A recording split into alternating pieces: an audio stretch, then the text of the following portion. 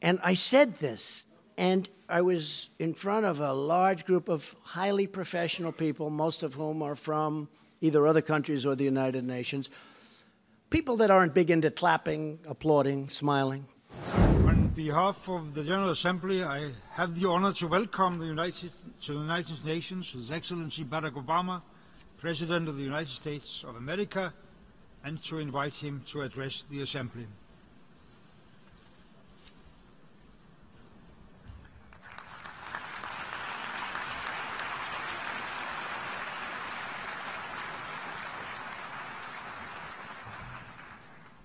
Mr. President, Mr. Secretary General, fellow delegates, ladies and gentlemen.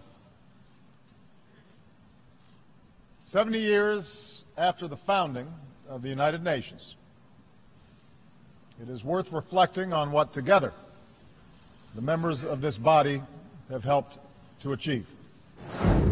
For 50 years, the United States pursued a Cuba policy that failed to improve the lives of the Cuban people. We changed that. We continue to have differences with the Cuban government. We will continue to stand up for human rights, but we address these issues through diplomatic relations and increased commerce and people-to-people ties. As these contacts yield progress, I'm confident that our Congress will inevitably lift an embargo that should not be in place anymore.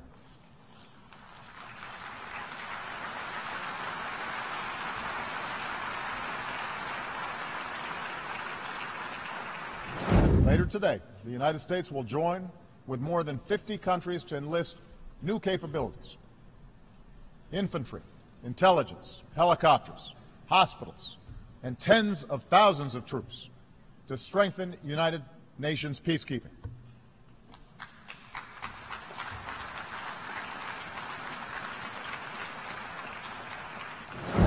Part of that effort must be a continued rejection by Muslims of those who distort Islam to preach intolerance and promote violence. And it must also involve a rejection by non-Muslims of the ignorance that equates Islam with terror.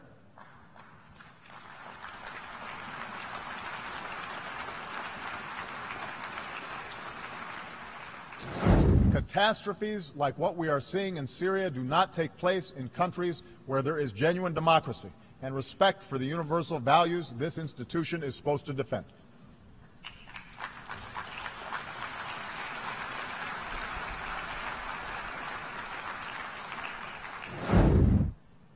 I believe a government that suppresses peaceful dissent is not showing strength, it is showing weakness, and it is showing fear.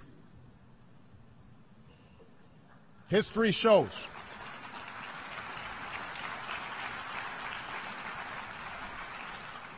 but democracy, the constant struggle to extend rights to more of our people, to give more people a voice, is what allowed us to become the most powerful nation in the world.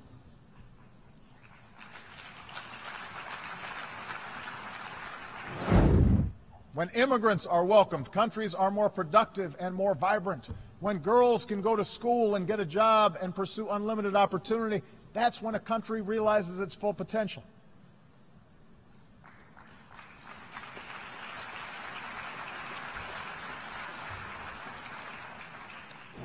The fact that our nation of immigrants mirrors the diversity of the world, you can find everybody from everywhere here in New York City. The fact that in this country, everybody can contribute. I believe that's the future we must seek together. To believe in the dignity of every individual. To believe we can bridge our differences and choose cooperation over conflict. That is not weakness, that is strength.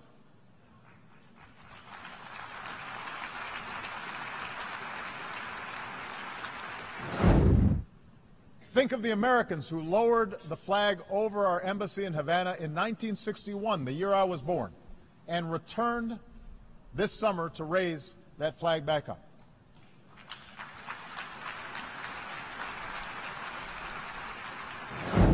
The people of our United Nations are not as different as they are told. They can be made to fear, They can be taught to hate, but they can also respond to hope.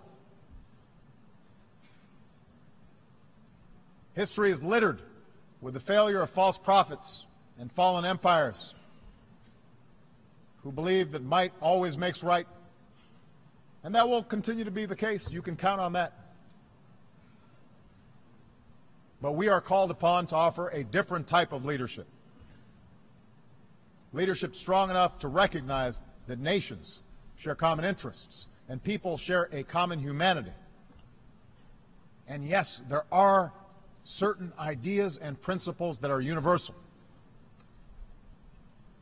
That's what those who shaped the United Nations 70 years ago understood.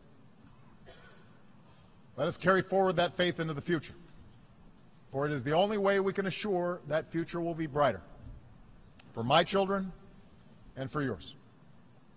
Thank you very much.